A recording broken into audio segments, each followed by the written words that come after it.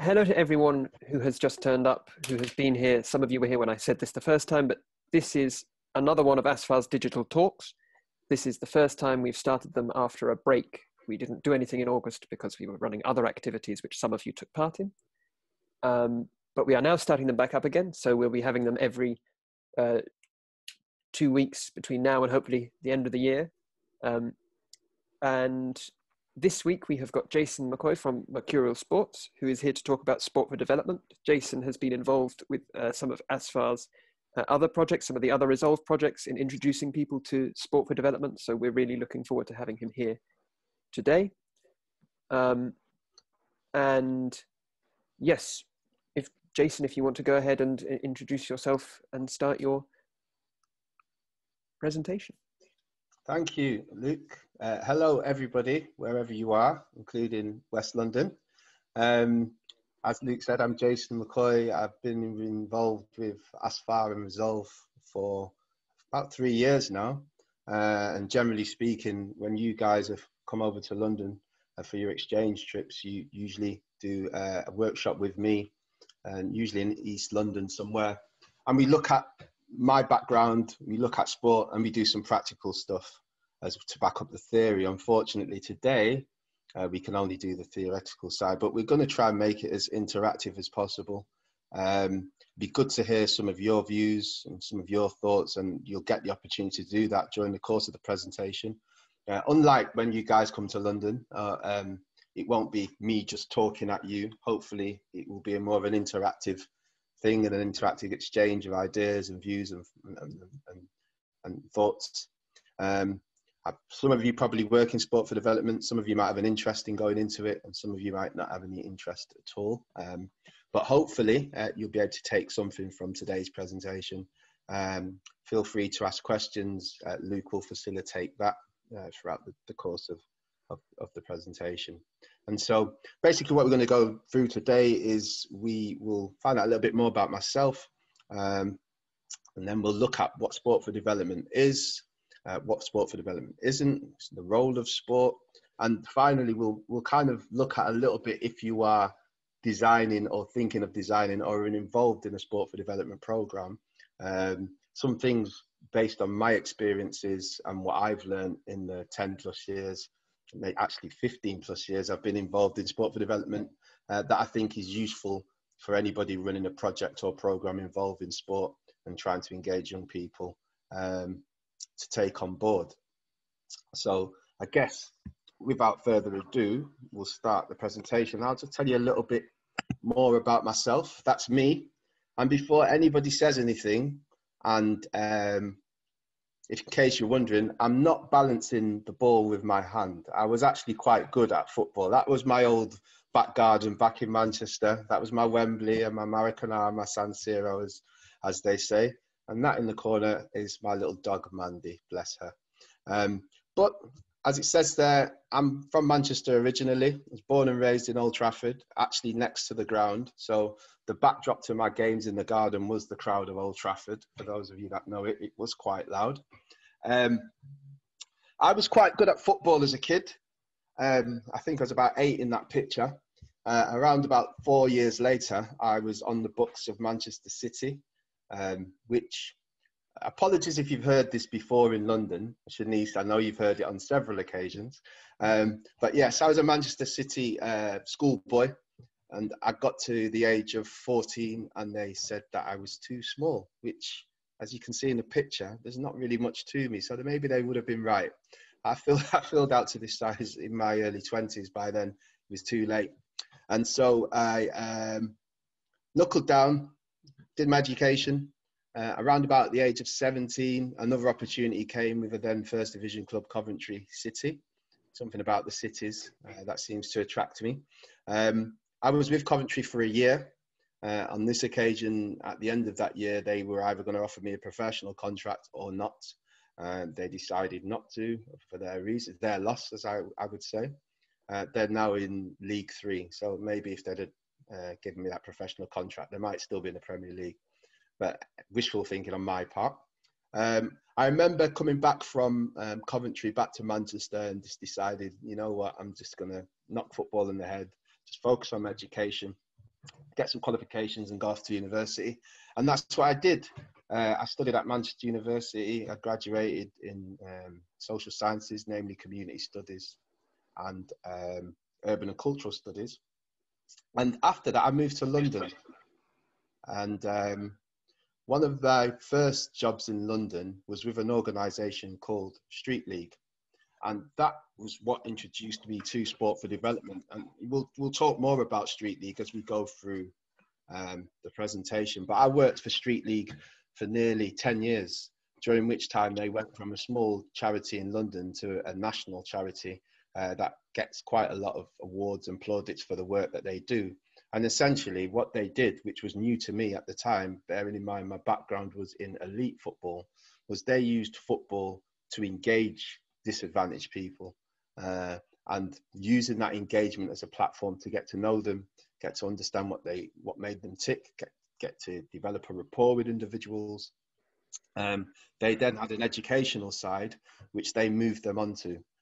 So that was my first involvement of seeing sport used in a way other than just pure sport, seeing sport used in a way to engage people and to help them in other aspects and areas of their life. And as we'll see, as we go through the presentation, there are lots of other different ways in which sport can be used for the benefit of disadvantaged and not necessarily disadvantaged, but also advantaged people, where you can help them in other areas of their life and their development away from sport. So that's how I got to London and Street League. And after 10 years, they restructured the organisation. They asked me if I wanted to take redundancy or if I wanted to stay within the organisation. By this point, I had twin girls who were about 2 years old, and I wanted to redress the whole work-life balance thing and watch them grow up, which they're doing far too quickly, but decided to take the redundancy and set up Mercurial Sports, which initially was set up as a company that just supplied sports kit, sports equipment and sports apparel. But my business mentor at the time said, look, Jason, you've got 10 years of experience working in sport for development. Why don't you include that as part of your business? Which is what I've done. And since then, I've designed and delivered my own sport for development projects and programs. I'm still doing it now. I've supported other projects and programs that work in this sort of like arena, looking at what they're doing and ways to enhance and improve it. And hopefully we'll continue to do that going forwards, unless COVID decimates the business completely. I've done lectures at universities and presentations in France and other countries across Europe. And so that is basically my journey from Manchester in the back garden to where I am now, speaking to you guys as somebody that's sort of well versed in sport for development. So I've said what we're going to cover today. We're going to look at a brief history of sport for development in a second. We're going to whiz through that.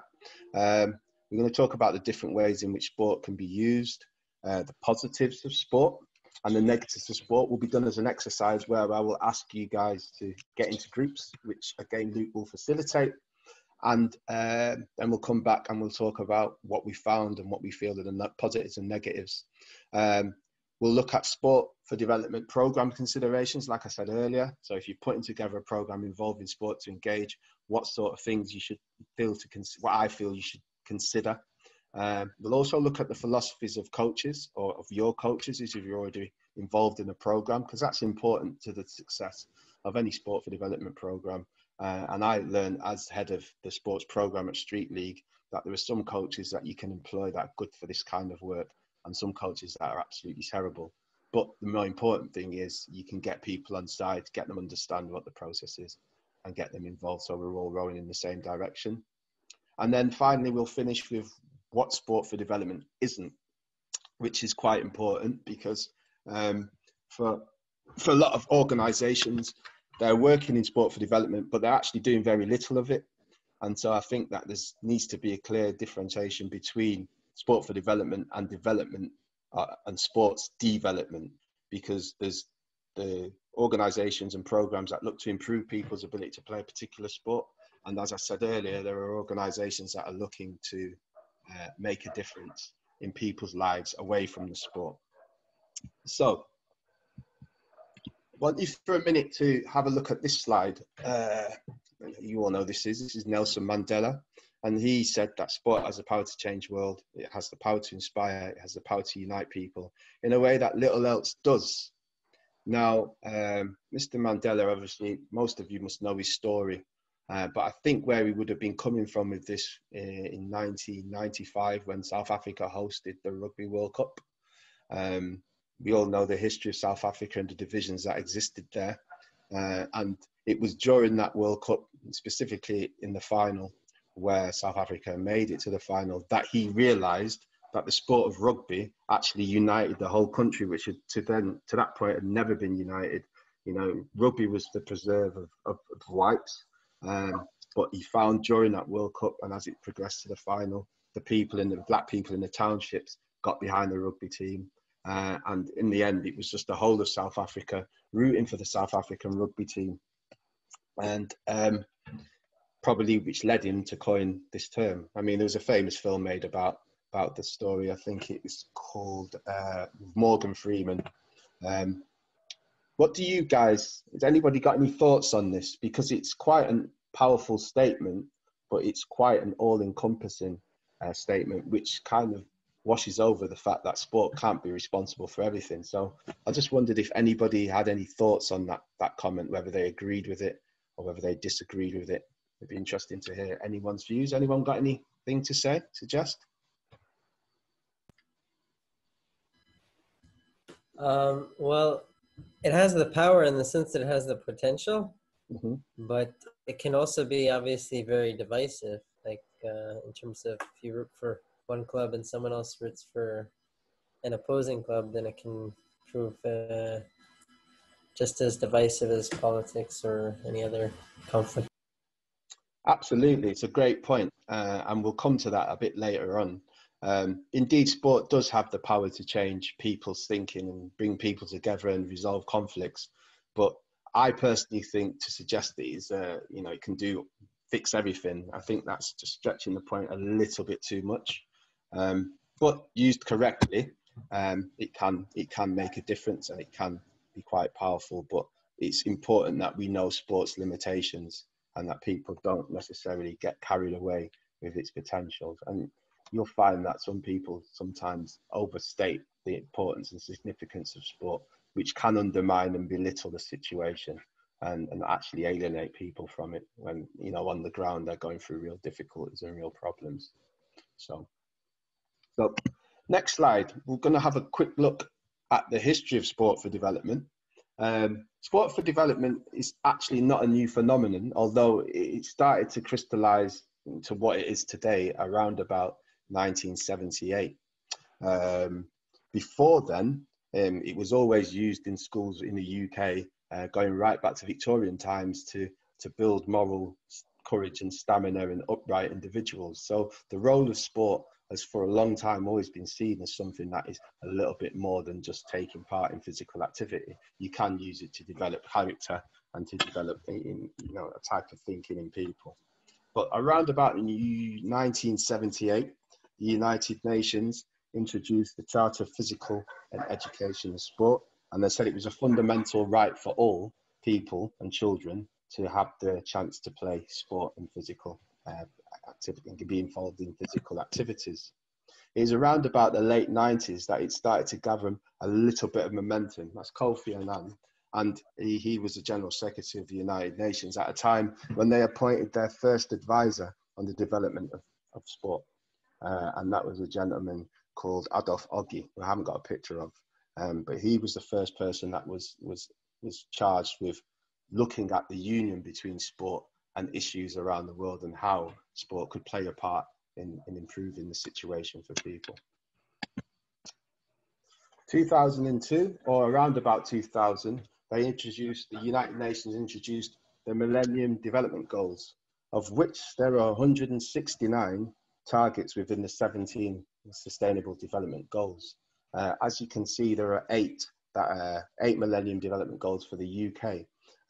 These are to, as you can see, eradicate poverty, achieve universal primary education, promote gender equality, reduce child mortality, improve maternal health, combat HIV and AIDS, and ensure environmental sustainability, and global partnership for development. Now, of course, sport can't do everything, as I said in the previous slides, and some of the development goals are more attuned or more suited to sport as a way of pushing and promoting that change or in improving people's lifestyles or livelihoods. But that came around 2000. 2002, the UN General Secretary convenes the UN Interagency Task Force on Sport for Development. And this is with a view of looking at how sport can be used more positively. The first international conference on sport for development was in, I can never pronounce this properly, Manglejen. Have I said that right? Is it Manglejen? Anybody know? In Switzerland. And this was a very high level meeting which involved governments, United Nations officials. It involved people from governing bodies of sports. It was more to look at the structure and the strategy around how sport could be used. 2005 saw the first designated International Year of Sport take place, and the second conference happened. Anyone got any questions before we move on? No, I'll keep going. In 2000, someone try to say something? 2013, we saw a more prominent role for the IOC, the International Olympic Committee, and they were appointed to basically oversee what the UN's General Assembly was doing in relation to sport and development, almost be sort of like an independent observer. And that was quite a stronger alliance between the United Nations and the IOC, which then starts to crystallize the shape and direction in which sport for development is actually moving. Oh, slide too many.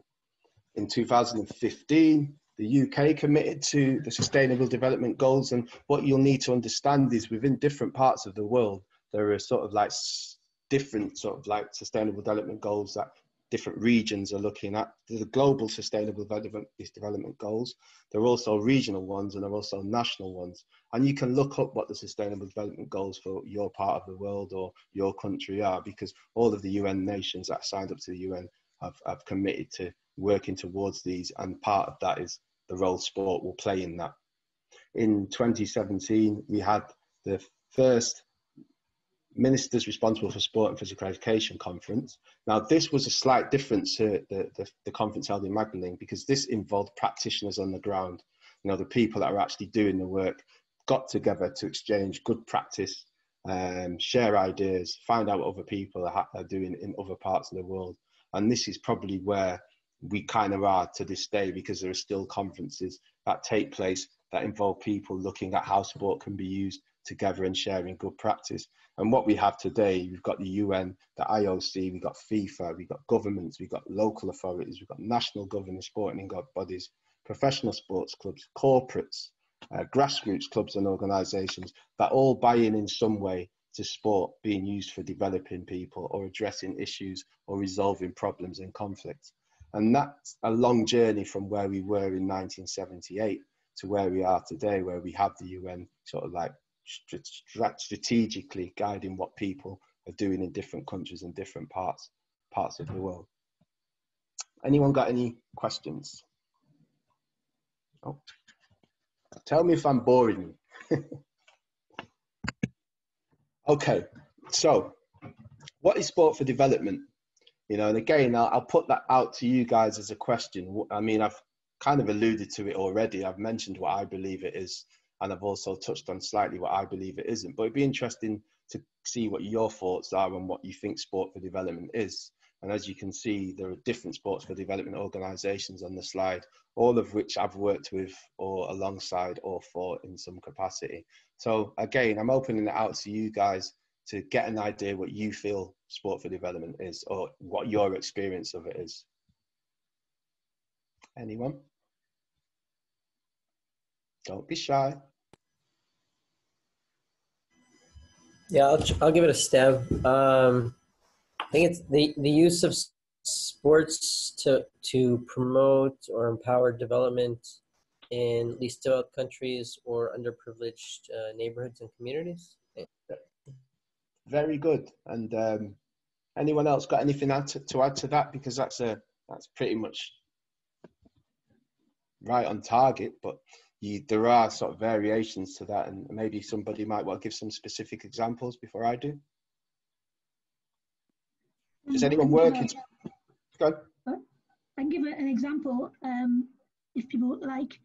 I think it was in 2013 to 2015, I worked with, I think it was with Sported or Sport Educate, one or the other. And they were looking for NGOs and youth organisations to utilise sport to also develop employability skills in young people based in certain areas of London. Yes. And so that's what we did, basically. We designed a project which embedded learning, but also utilised sport as a key tool.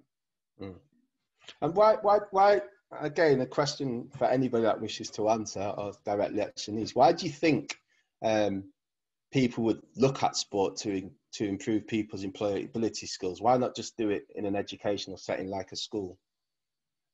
Why do you think sport has been targeted as something that can be used as a vehicle to do that around employability and not just in a classroom?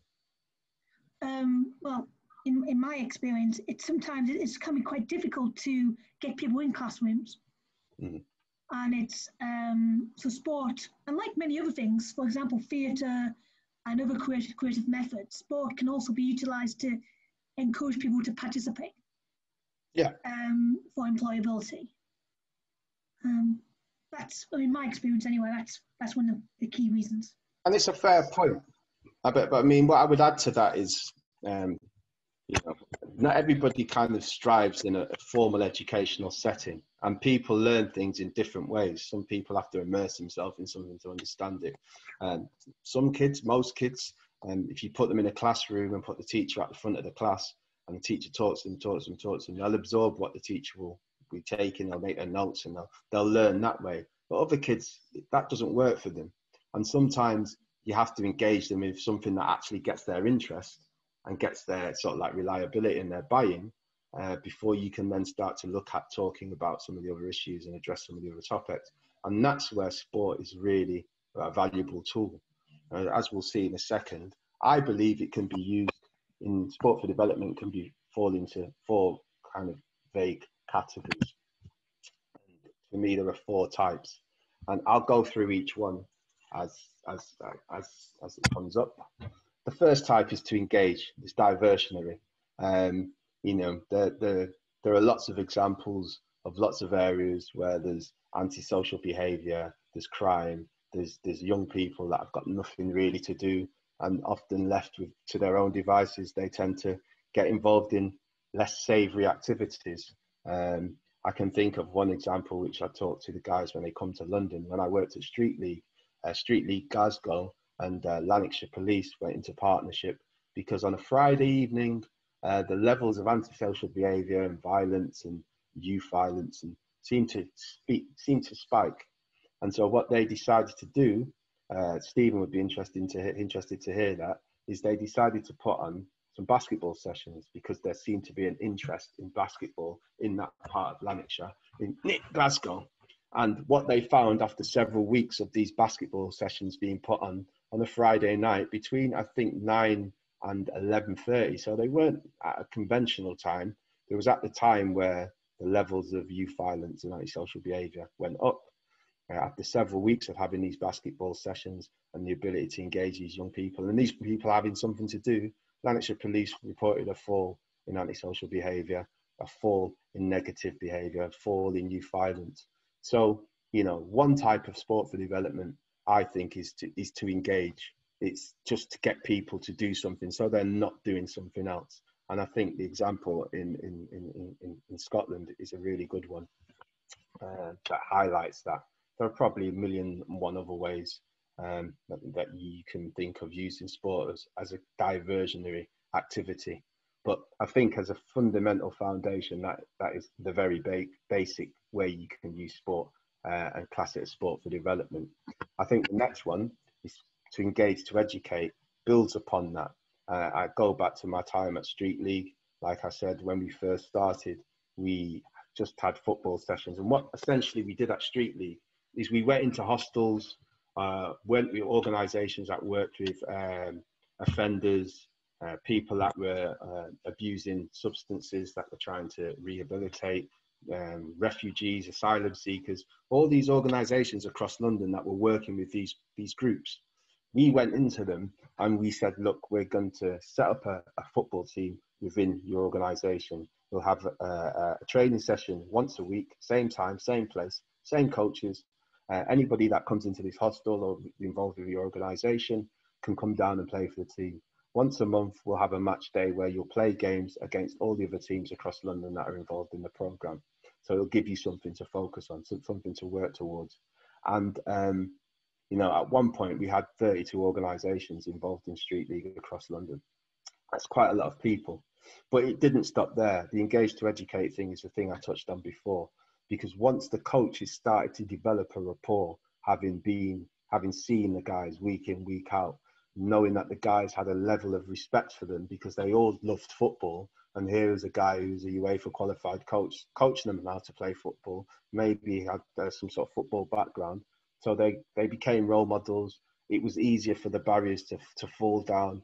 I mean, often the key workers and case workers of the young people that were involved in the Street League programme, we'd go back to them and say, oh, did you know X is interested in this or X is interested in that? They had no idea because, again, referring to the point I made earlier, sat opposite a desk in a room is sometimes a setting that makes people uncomfortable or they're not feel like they're able to open up. But get them on a football pitch and get them, you know, developing a little bit of banter, playing the game that they love, having the respect for the person that's coaching them and having these little ad hoc conversations, it became the case where the coaches began to learn more about the players than the key workers and case workers did. And so once we knew a little bit about them, we were then able to transition them onto the education side of Street League. So we had programs around employability skills, programs around educational support, programs to get people back into training or back into employment. And when people that were involved in the football felt they were ready to move on to that side, then we moved them on. And we had some great case studies of people that were homeless. Some of them ended up working full-time in Street League. We had people that had come from really disadvantaged backgrounds that had gone on to work in organisations when they'd never worked before. And that was, I guess, all based on the fact that they came to play football, they enjoyed it, they came back, they developed a rapport, they got on with the coach. The coach learned a little bit about them and said, look, when you're ready, we've got this course and that course, which because the trust was there, they were happy to come on to. And then the associate benefits of being on that course and developing themselves in their careers were there for all to see. So again, I think for me, one of the most crucial parts of sport for development is to engage, to educate. And that's essentially most of the programs that I run and deliver are based on that. I tend to get people in order to educate them and upskill them and signpost them onto something else. And so, anyone got any questions, any thoughts on anything that's been said? I've said so far? Okay. Sport as a metaphor is an interesting one. This is where the sport itself or the activity itself becomes a metaphor for something bigger. It's a very clever use of sport. It can be quite powerful when done properly. There are a few organisations that I've worked for that have been brilliant exponents of this, one of which is Tackle Africa, which is how I came across Shanice, or maybe Shanice came across me. And basically, we've Tackle Africa. My involvement with them is I helped them produce a coaching manual, which was essentially a football coaching manual. But all of the drills in that manual became metaphors for either how the virus worked, safe sex, or treatment of the virus once you got it. And it was a very clever way for people to visualize something that was, you know, make theory and make theory into actual practice. The example that I always give, and it's good that we've got this picture, is you might do a drill around shooting. And so we'd have maybe 30, 40, 50 kids, a few coaches, and we'd explain to them how to strike the ball when you're shooting for goal, where to put your standing leg, where to strike the ball with your foot, you know, where to put your knee, the technical elements of football. And they'd go across to countries in Africa, and you know, in Africa, football is like a religion. I went to Ghana, and as soon as we rocked up at any of the venues we was at, we were just inundated with kids, such as the passion for sport. And they're keen to learn. And so they're hanging off your every word because you're coaching them about something that they're really interested in. But then you could have a conversation, or you could flip it and say, well, who knows about HIV and AIDS? Interestingly enough, their knowledge of HIV and AIDS is probably better than most of the guys and girls of a similar age in the UK. Maybe because they've been inundated with information about it. Who knows? But they were very, very astute and very switched on. However, we were able to have some great conversations about the virus, about safe sex, about, you know, methods of keeping safe, or if you contract HIV, how you can potentially treat it. And the metaphor part was, we would then continue with the shooting, and we would then maybe say, let's just imagine for a second that the goal, as you can see there, is a human body, and the goalkeeper, although there's just one there, is your immune system. And what we do, we might put 5 or 6 goalkeepers in the goal, and the rest of the young people would be shooting to try and score. And because there's 5 or 6 goalkeepers in the goal, the ball isn't going in the net. And we would say that the balls themselves were opportunistic viruses. And we could then have a conversation around what happens if you don't have safe sex. You run the risk of contracting HIV. If you contract HIV, this is what it does to your immune system. So we start reducing the amount of goalkeepers in the goal. And next minute, the opportunistic viruses, the balls, because of the skillful coaching that we've been giving them, they're able to strike the balls straight into the back of the net. And it's kind of like a visual representation of what happens to your immune system, because eventually there's very few white blood cells. Your CD4 count drops below a certain level, and you're classed as categorized as having AIDS, acquired immune deficiency syndrome. And that's when your body is incapable of defending itself. And that, in the drill, is when the balls start flying into the net. And on the back of that, you can have conversations which can go anywhere around safe sex, relationships, and everything. So again, that's where you can use sport as a metaphor for something else. And had you guys been in London, we would have done some of the Tackle Africa drills as we've done in the past, and the guys tend to enjoy them, and they seem to go down quite well.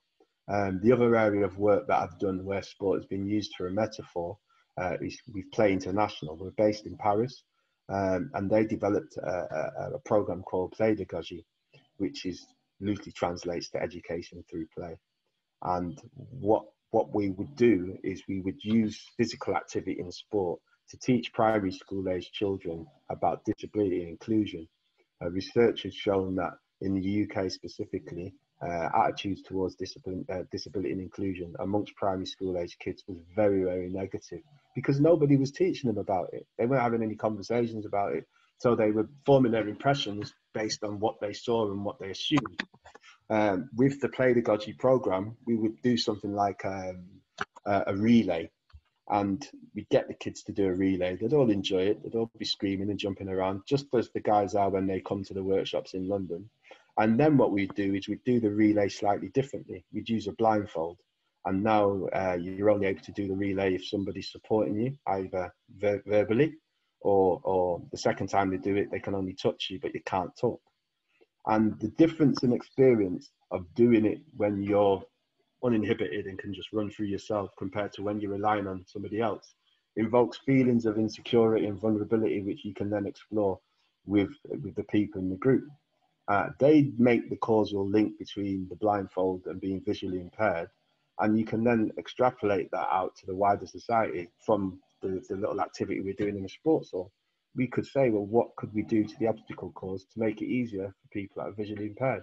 And people will say, and the kids in school used to say as well when we went into the schools,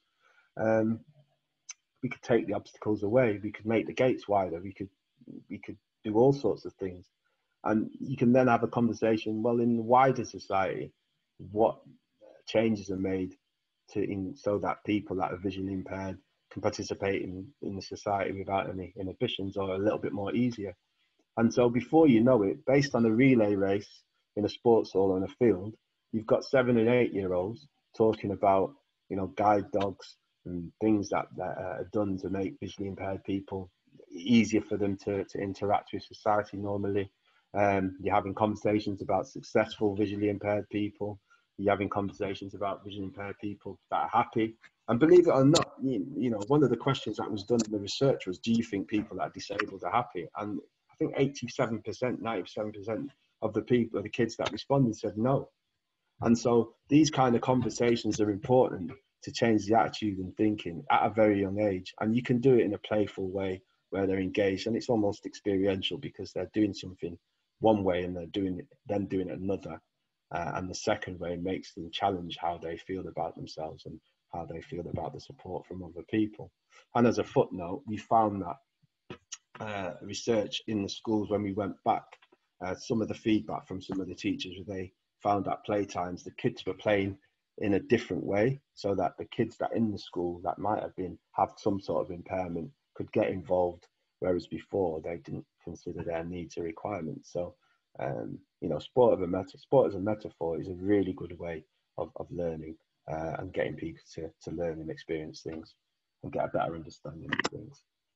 Anyone got any questions, or do you want me to clarify anything on the last 2 points? Okay, we will continue. The last one is governing or support body.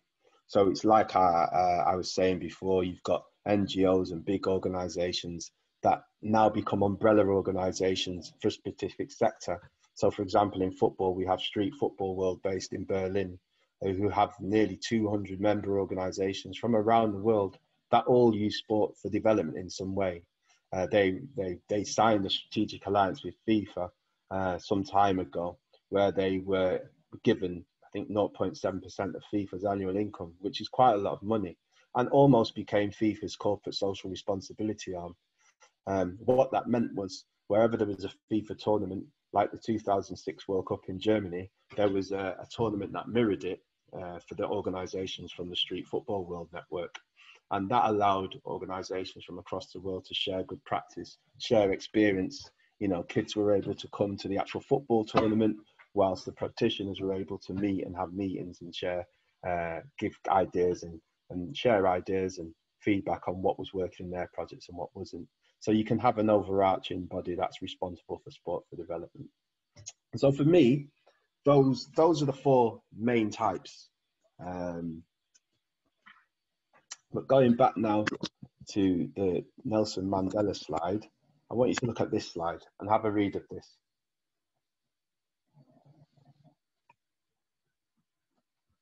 Mr. Orwell, it seems like we're living in his times right now. With everything that's going on, he was on the money.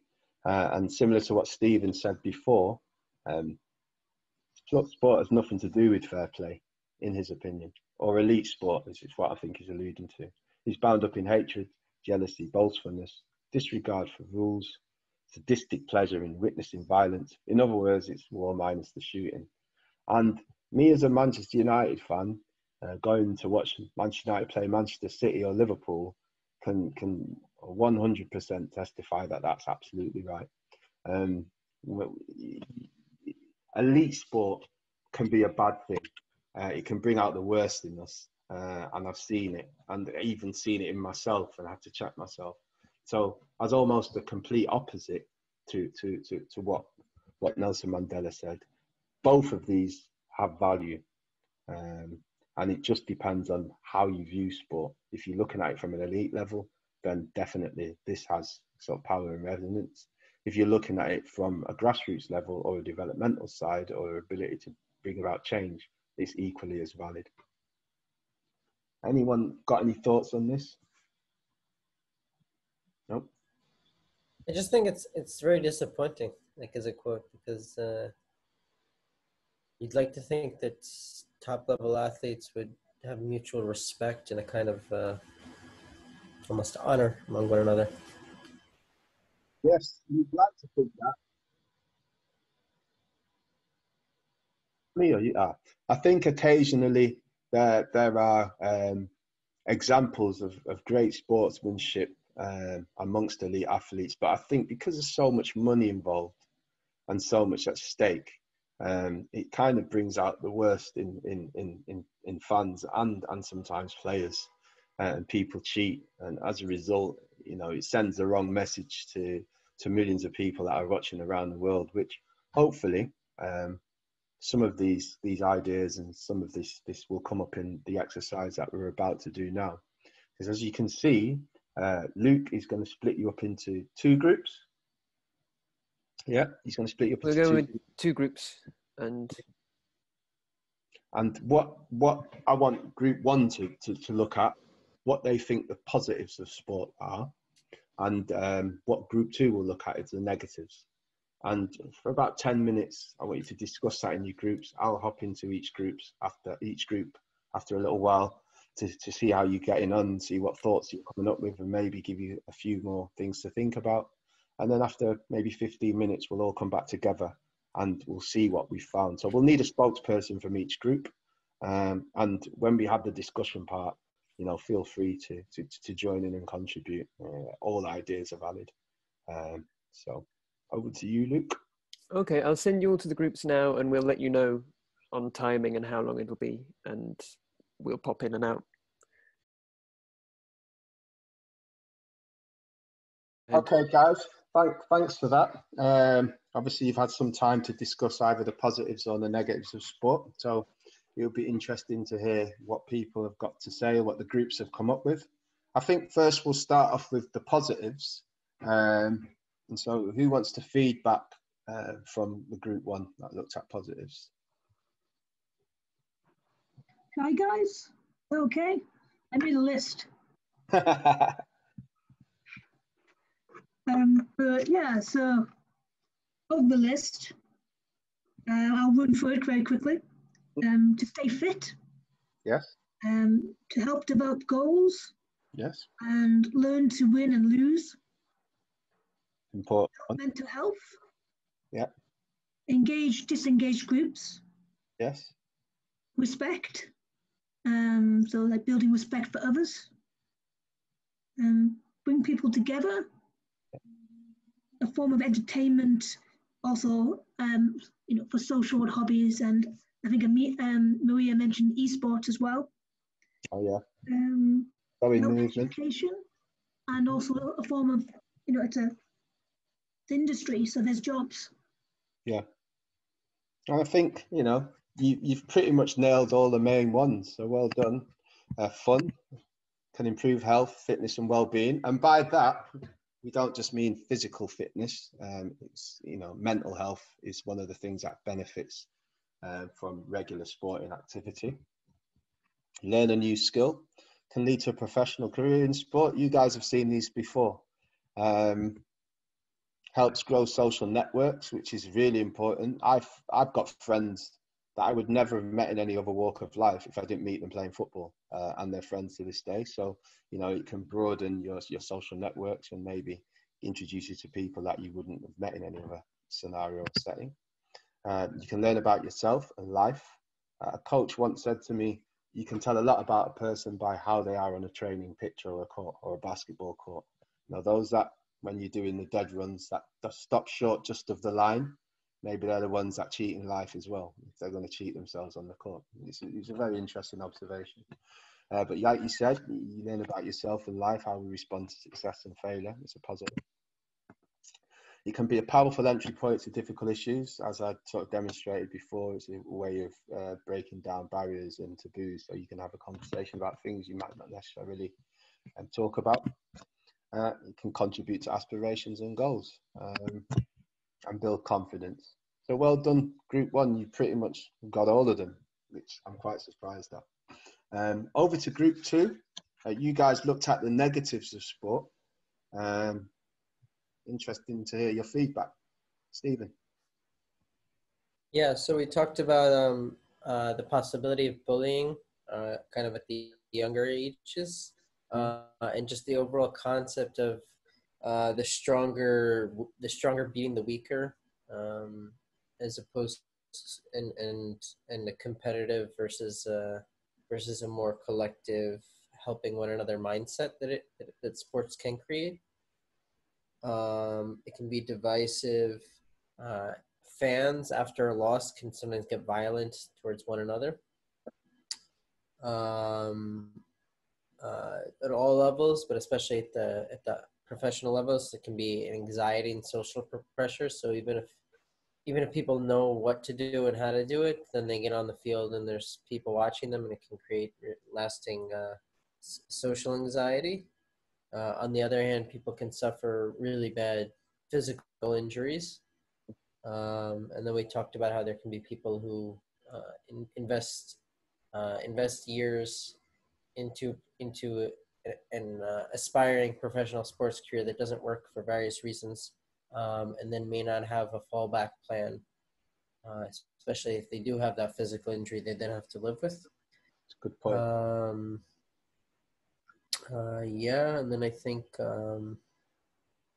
just the last thing was the because of the team aspect, or the me versus the other side aspect, it can also promote the kind of cognitive biases where you can see the same ball hit somewhere, and the two sides see it as completely different, or that was a foul, that wasn't a foul, that was that was a goal, that wasn't a goal, based on biases and just like different viewing of reality that we're all experiencing. Yeah, thanks for that, Stephen, and thanks for Group 2 for those thoughts. And yeah, you've nailed quite a lot of the ones that are included in the slide, which I'll show. Accountability, especially at grassroots level. There are amateur sports, there aren't really any real accountability to who's organising what, and that can lead to problems. There's issues around safeguarding at grassroots. Although we have come a long way from where we were a long time ago to where we are now, there are still issues around the protection and safety of children, as there is governance, transparency.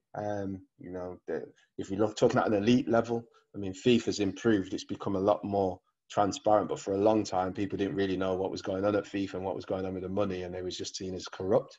And as a result, the governing body of the whole sport was deemed as corrupt, which is never a positive. Can reinforce differences, for example, around class or race. Some people might want to play a sport, but to play that sport, it might be quite expensive, or you might need to buy expensive equipment. So that can be a problem.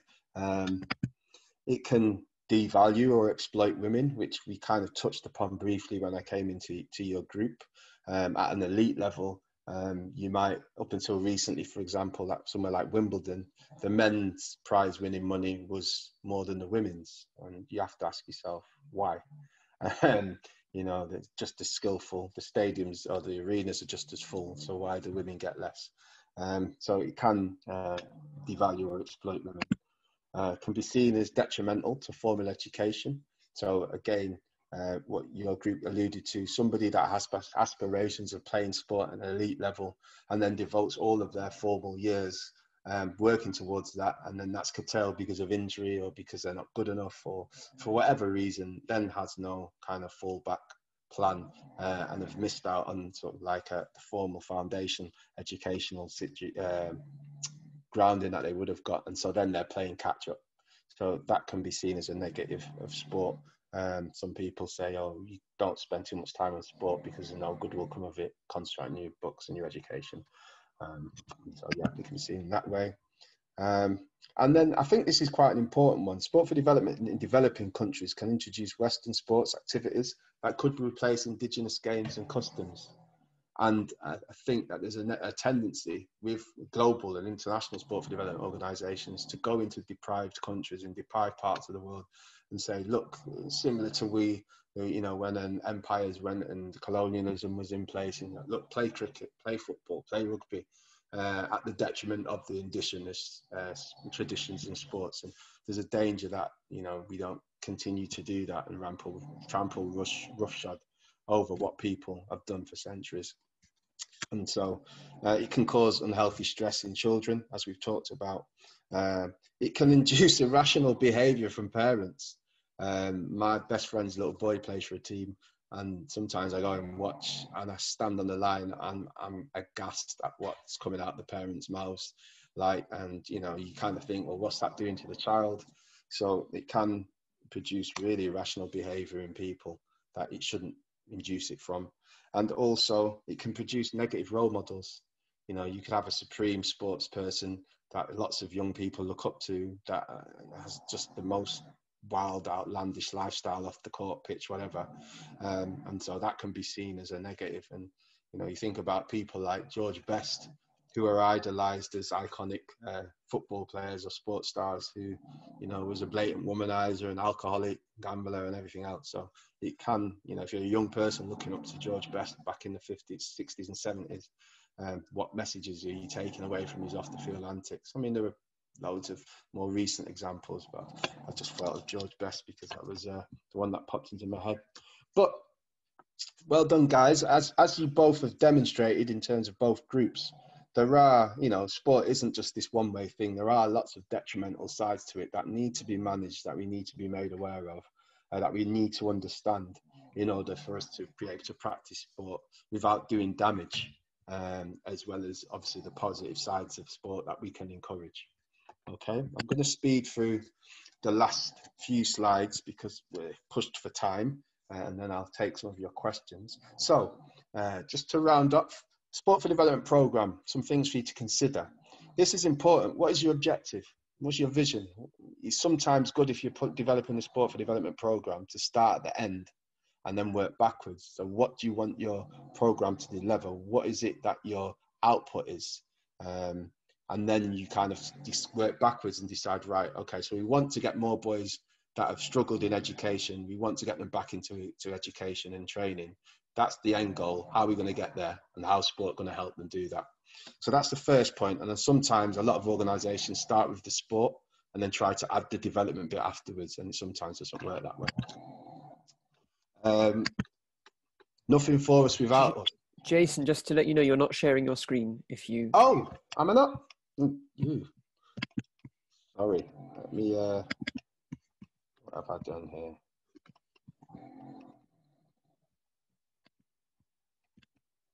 I think when I sent you to the room, it may have... Yeah. So you could hear me, but you couldn't see my screen. Can you see it now? Yes. Okay. So we've got nothing for us without us. And this is a fact I alluded to previously. If you're developing a program for young Asian women, for argument's sake, speak to young Asian women. Get their buy-in from the get-go. Find out what the blockages are going to be. Nothing for us without us is a term that's come from the disability movement. Don't be planning sports activity for us on our behalf without us having a say. Lots of organisations fall down that trap, and as a result, they produce substandard programs that don't engage the people they're meant to engage because they've designed a program that doesn't work for them. Stakeholder engagement doesn't just mean your funders. It means your parents, your teachers, youth workers, anybody that's involved in the young people that you're developing your program for. You should get some buy-in for them. You should be liaising with them. You should be finding out what their thoughts are and what you're doing and the people that you're engaging. That then will then produce a richer, more rounded evaluation of your program and better results to take away with. And funders like all of that stuff as well, which is important. A clear and consistent vision across the organisation. What you'll find is the people at the top sometimes that design the program know what they want to design, know what they want their objectives to do, and then as you trickle down to the people on the ground that are actually delivering the program, often there's a discord between them at the bottom and them at the top. The guys at the bottom are just coaches. We're just coaching football, we're just coaching cricket, we're just coaching tennis. But the people at the top are saying, no, you're coaching football in order to get these guys back into training, back into education, back into employment. So make sure there's a clear and consistent vision across your organisation, across your programme, so that everybody's on board and knows what it is they're doing and what their role is in it. Last quick question, can you think of any others that you think you should consider if you're going to develop a sports programme? It's cool if you don't, because we're tick-tocking along and I'm talking far too much. So we'll move on from that one. Again, just to continue, this is a little diagram that shows local context. What is the issue that you're trying to address? Who is it you're trying to engage? Set your vision, define your results, So what it is you're trying to achieve, as I said, plan your activities and gather your information. Always be evaluating what you're doing. And by evaluating, I mean evaluating it yourself, getting your participants to evaluate, getting other stakeholders to evaluate, get feedback from your stakeholders, and then improve your program based on that. Those things, if you have them in place, should lead to a more effective, more impactful program. Okay. Know your coaches. That isn't me, by the way. Everybody thinks it is, but it's not me. It just looks like me. His head's thicker than mine. There are three main coaching styles. Autocratic, do as I say. Democratic, involve the participants in the decision making. And laissez-faire, you know, just let everybody do what they want to do. Autocratic, usually organised, sessions will have structure, participants will have clear boundaries, decides what will be done and how, leaves no room for ambiguity and confusion. Very positive traits to have in a coach, but as we'll see in a second, that could be problematic as well in a sports for development programme. Democratic, consensus in the group, participants feel they have a say, open to new ideas, can make decisions based on input from participants. Again, all positive traits, the sorts of things you would like your coaches to have and include in your program. And then laissez-faire, where participants will enjoy being able to do what they want, can foster a good relationship with the coach. Sounds great, you know. Our kids come along, what do you want to do today? Oh, we want to do this. Isn't coach great? He lets us do what we want, but not necessarily 100% positive. If you start to over here, you start to look at the negatives of each of those things. Autocratic, inflexible. So that can mean they're confrontational, it can be intimidating, too authoritarian, and can be off-putting. If you've got young people that are frightened of the coach, they're either not going to come back, or they're not going to engage with him, or they're going to, you know, we talked about the negatives of sport, they're going to be scared to make mistakes. So an autocratic coach has his advantages, but also his disadvantages as well. And as if you're running a program, it's good to know what type of coaches you have, so that you can sort of like apply and mold them in the way that you need to mold them in order to achieve the results you want from your project. Democratic can create division. So if you have half the group that want to do one thing and another want to do the other, then you've got a problem. Participants could feel they're running the sessions and you could lose control. Same with laissez-faire, times 10. The coach can become irrelevant. The sessions become a free-for-all, no structure, no pathway, no development, which a lot of young people in sports for development programs suffer from in the rest of their social circles. So to then come to a session or a program that's helped them to develop some structure, develop a pathway and find that they can do it themselves, obviously it's going to be pretty counterproductive. So it's important to know your coaches in your program, so that you can, like I say, shape them to operate in a way that's beneficial for your overall objectives of your project. Right, quickly, what sport for development isn't. Just like that looks like football and quite clearly isn't. There are lots of sport for development programs and organisations that go around masquerading, saying they are sport for development. It's a much bandied about term, but in reality, there's a lot of people that are not doing it very well. So developing sporting ability, as I said at the very beginning of the program, that's what sport for development isn't. It's not just about getting a player that's good at football and making them better, or good at basketball and making them better. That's sports development. Simply providing sporting activity could be deemed as sport for development, but if it's just done for the sake of being on, as opposed to maybe in a reaction to something that's going in the environment or in the local community, then it is simply just providing sporting activity and there is no development side to it. Coaches with elite coaching aspirations. Again, like I said before, know your coaches. Often in sport for development programs, you get coaches, especially with the footballing community programs in the UK, you'll have football coaches that might work for a Tottenham or an Arsenal on the community side. They've got aspirations on working with the elite players and the academy. And so they turn up to their coaching sessions in the community, not realizing they're supposed to be doing more with the guys than just coaching them. You know, there's an element of a social and emotional learning that they can implement into their sessions, which they completely overlook by just trying to create players that are better and impressing their bosses. So the boss says, you know, come and work with the academy. Come and find the next Gareth Bale or the next Wayne Rooney or whatever.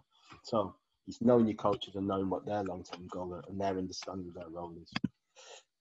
Staff and coaches with no awareness of what sport for development. So again, I've touched on it before. you might have people in an organization that might work in a particular part of that organization, but don't really know what the big picture is, or don't have a full understanding of what the project is supposed to be doing. There are people like that. I've worked with them. And then, like I said before, can you add any others? But because we're pushed for time, we'll kind of wrap it up there. And so, thank you for listening and for your contributions and your thoughts and feedback. All that's left for me to say is anyone got any last questions or wants clarification on anything I've said? If anyone has got any questions, you can go ahead and just unmute yourself and ask. Or if there's anything, I think, from the talk you want clarity on, or Stephen, perhaps?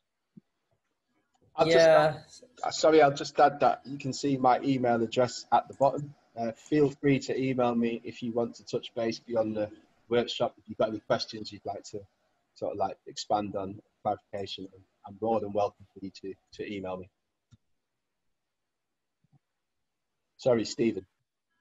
Yeah, I'm sorry. I've been thinking about how to phrase this as a question for all, and I just don't know how to end it with the question mark. It's more of a comment, but it's just been my experience working with youth that there's just less and less interest in doing any physical activity, sport or just exercise or walking, and we're just getting into a less and less healthy lifestyle. And as we look at something like COVID, where everybody wants a vaccine and better medical treatment, but there's also just the very fact of keeping your body in the kind of shape where it can fight off diseases naturally. I don't know. Do you have any thoughts? Is it anything optimistic you can say on that front? it's the generation that's coming coming up, they're very different. It's going to be a challenge, and I guess the challenge will be to make sport interesting whilst making sure the young people understand the benefits of it. No one's going to do anything that they find too strenuous or too boring or they've got no interest in, and that not limited to sport. It can be anything.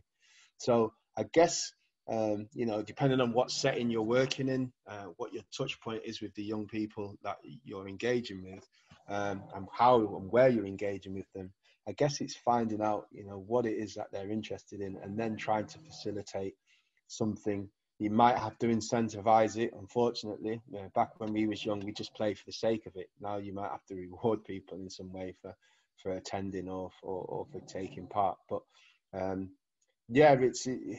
have a very dim view of the generation that's coming up because of social media and because of games, and because of PlayStations and VR and all of that. And that might be the answer. It might be the development of games as technology develops, that you actually play in a virtual world, but actually there is some physical element to it. And it's quite a good question. The other day I was playing with boxing on a VR machine. I'd never used one before, and I was fighting this guy in the virtual world. And when I finished my goal, when I got knocked out, when I got beat, and I took the piece off, I was actually sweating. It was like a real workout. I was out of breath. And so I think maybe as technology develops and the capacity to do things that feel and are more realistic and feel realistic and look realistic, that might be the direction that it goes in. It might be that to use your sport, you might play a virtual reality game where you're a basketball player in a team on a court. And somehow you have to move around and you have to do what you need to do when you play basketball, without running into the walls or banging into the door, which I nearly did twice. But that's the challenge, and if we can get that right, then maybe we can get people still being active, but just in a different way. Thanks. Anyone got any other questions? Any other thoughts? I hope you can't hear my dog snoring away in the background. Can you? I think it's been right. I haven't heard a snoring dog. Oh, okay, good. He's snoring away. He's distracting me. I feel like throwing something at him. But yeah, if you guys haven't got any questions, anything Oh, else I to do add. hear the snoring dog. Oh, you hear him now? Oi, Hey, that's the noise. we got by despite him having his rester. Listen, guys, thanks a lot. I hope you found that interesting and useful. And like I said, my email is there at the bottom. Please take a note of it. If you guys want to touch base with me, I'm welcome to that. As the guys that have come to London and I've met at the workshops will testify, if they email me, I will get back in contact with you. And I'm always open to help people if they have an idea or something they want to develop or progress. But thank you very much for giving us your time, Jason, and for some of us recapping your work in sport for development, and for some of us introducing it for the first time. We will put this talk on our YouTube channel very soon. So if anyone wants to recap anything or knows anyone who might be interested, etc., it will be there so that the people who didn't make it can see. But yes, thank you everyone for coming. Thank you, Jason, for giving this talk. We will be back in 2 weeks' time. Watch out on our Facebook page and our website for what will be the topic and what we'll be doing. But yes, thank you everyone for coming, and I wish you all a good evening, good rest of the week. And yes, see you again soon. Thanks a lot, guys. Hope to see some of you in London sometime soon.